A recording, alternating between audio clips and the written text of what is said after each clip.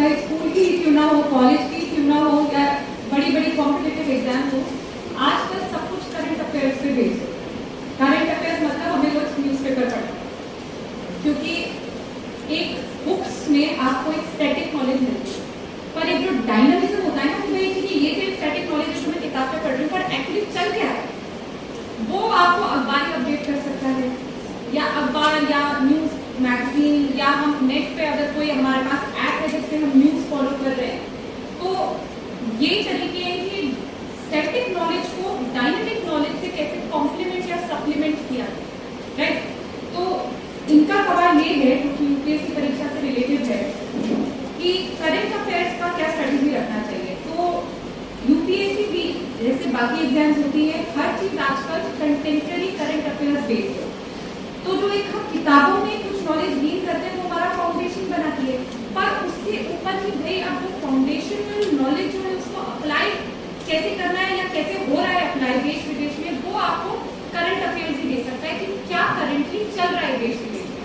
उसका सोर्स है न्यूज़पेपर। तो मेरा तो सबको सजेशन है, स्पेशली बच्चे जो 10th 11th 12th में अगर वो थोड़ा बहुत अभी से न्यूज़पेपर पढ़ना शुरू कर देते हैं ना, तो उनका एक बहुत अच्छा नॉलेज बेस डेवलप हो जाता है। और अगर खासकर हम बात करें यूपीएससी परीक्षा के लिए, तो यूपीएससी परीक्षा में भी ओवरऑल आप मान लीजिए अगले साल की परीक्षा दे रहे हैं तो इस साल का करंट अफेयर्स आपके लिए सबसे ज्यादा रिलेवेंट होगा। और अगर आप इस साल का भी करंट अफेयर्स देखोगे तो उसका कोई ना कोई संबंध पिछले साल से होगा, क्योंकि कोई इशू एकदम से कोई इरप्ट होता नहीं है, उसकी ओवरऑल काफी दिन काफी महीने लगते हैं एक इशू को डेवलप होने के लिए।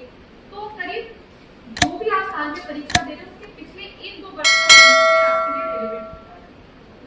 उसकी दो तरीके से आप प्रिपरेशन कर सकते हैं। एक तो ऑफकोर्स अगर आप अगले साल दे रहे हैं एग्जाम, तो इस साल का आप रोज पेपर पढ़ोगे, रोज उसे पढ़ोगे तो आपका एक लिंक बना रहेगा, तो वो तो आपका प्रिपेयर हो जाता है। उसके अलावा कुछ ऐसे इश्यूज आपको निकल के आएंगे जिसका आपको और एक्स्ट्रा प्रिपरेशन करनी होगी। उसके लिए यूपीएससी की बहुत सारी करंट अफेयर्स की मैगजीन आती है, मंथली मैगजीन आती है, मासिक मैगजीन, उसको आप पढ़ सकते हैं, वो भी आपको हेल्प कर देती है। अल्टीमेटली आपको पढ़ना है, उसको याद करना है, समझना है, नोट्स बनाने और एग्जाम देना है।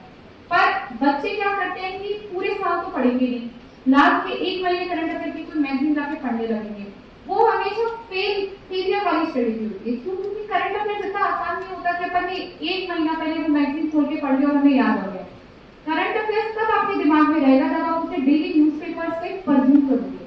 क्योंकि मान लो कोई इशू डेवलप तो हुआ 6 महीने का, पर एकदम से उसकी हर चीज याद नहीं आएगी अगर आप वो एक दिन लेकर पढ़ोगे। पर अगर 6 महीने थोड़ा थोड़ा आपके न्यूज़पेपर में वो आ रहा था, आप कैजुअली उसे पढ़ रहे थे, तो कहीं ना कहीं वो आपके दिमाग में रहता है, तो आप कनेक्ट कर पाते हो और आपको ज्यादा दिनों तक याद रहता है। तो शॉर्टकट ना अपनाएं करंट अफेयर्स के लिए, स्पेशली उसको रोज आधा 1 घंटा दें, तो वो स्ट्रेटेजी आपके लिए लॉन्ग टर्म में ज्यादा सक्सेसफुल होगी।